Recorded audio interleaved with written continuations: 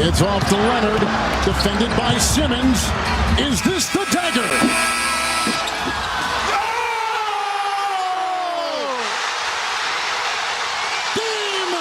What is going on, everyone? So I just got done watching, the highlights, final minutes, final seconds, final shot of the Sixers and Raptors Game 7 from last year for, the 80,000th time. Today is May 12th, 2020, and it has now officially been 1 year to the day since Kawhi Leonard ripped my heart out. That this day will forever live in infamy in Philadelphia sports. Kawhi shot heard around the world. One of the most devastating sports experiences of my life thus far. And, today everyone's looking back on it, and it sucks. It really does. And I just wanted to talk about it for a few minutes here because, I didn't have, this YouTube channel last year. I was never doing this. I was simply just watching the games and, doing my own thing. But yeah, man, this sucks. I can't believe it's actually been a year now already. I'm missing basketball. I wish we were back in the playoff atmosphere of basketball. But dang, man, going throughout this game and watching it, I watch it every so often just to keep myself humble and just hope for better, man. But it sucks. There's no other way to put it. What I'll remember most from this game, man, is just, even though the stats were close, even though the Raptors only shot, 23% from three-point range, both teams really did not have a solid game. It was more of a defense, tightly packed game. But going throughout that fourth quarter, possession for possession, I couldn't even sit down during that fourth quarter. It was, I remember it clear as day, man. It's, I'm leaned over, just every single moment mattered. And, it's 85-85 with 2.5 to go. And we're going back and forth. Teams are missing shots. The Raptors, what I will remember, man, is how many opportunities the Sixers had to win this game.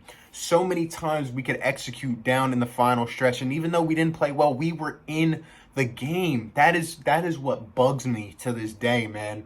And, whether it's in our last couple possessions, whether it's trying to do dribble handoffs with Joel on the perimeter, handing it to JJ Redick, who just gets absolutely clamped.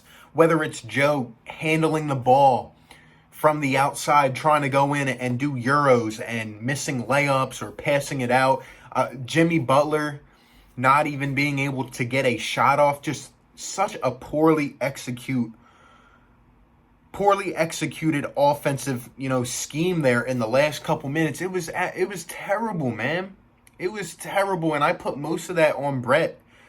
I just feel like with what we had in terms of the skill set on offense, this season felt like it should have never ended. I felt like, with the acquisition of Tobias, with the acquisition of Jimmy, we had put ourselves in that position to make that run. And Jimmy always coming up clutch. The last couple seconds after Kawhi misses that free throw, Jimmy takes it down the way and lays it up. And I'm like, yo, this game is really going to overtime. And I felt like we had a good chance to win that, It's crazy, too, because, at the time, coming off a Super Bowl win the year before in which it seemed like we had that destiny on our side, it also seemed like the Sixers had the destiny on our side, just the way we were playing. And just man, this team had some magic around them, this team was poised to make a run. And that last shot, seeing they got the playoff they wanted, seeing Kawhi catch it and roam to the corner. Ben Simmons was chasing him and stopped, and I still will never understand that, even though it might not have made a difference. And Joel is just going all the way and jumps just out of the reach of his fingertips. Kawhi gets that shot up with a high arc, hits the rim, bounces up. I'm like, yes, the ball is going to bounce away. The ball is taking a bounce off the rim, and we are fine. And then it hits the other side of the rim, and for that moment, that felt like days. I'm just glancing at the TV screen and just hoping. I'm just praying. And the ball hits the rim again and bounces two more times and goes in. And it's the celebration our guys just walk slowly off the court in disbelief. Like, guys were absolutely shocked. And it felt like the end of something special because we didn't know if Jimmy would come back. We didn't know if JJ would come back. I will continue to say, man, it was the luckiest shot in NBA history. It was at least one of the luckiest shots in NBA history, to put it at that. But ultimately, it was a shot made by a great player, and I respect him. I mean, Kawhi absolutely put that team on his back in that series, and, you know, it just makes me think, you know, maybe if Joel isn't really sick during that series, maybe if he's in better shape, maybe if Ben Simmons could actually shoot a jumper here and there, maybe things go different. Maybe if we design a nice play or two in that final couple minutes, maybe something else happens. And we were this close to beating the eventual NBA champions, who got better and better as they went on.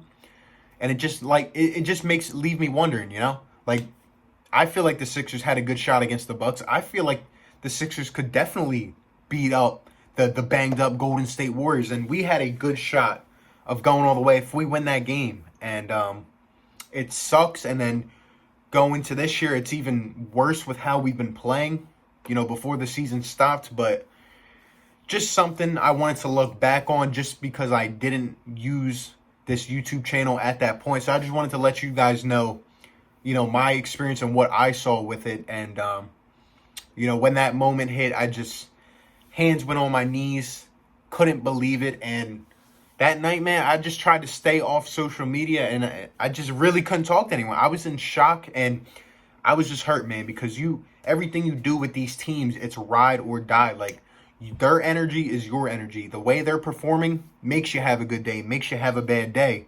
And you look forward to this stuff, and it just felt like the end of an era when that shot went in, and it hurt because I thought we had the talent. I thought we had the capability to do what it took to go the distance. And I thought maybe with a little better coaching or a couple better decisions or something, man, that game should have been ours. But I'm just looking back 1 year today.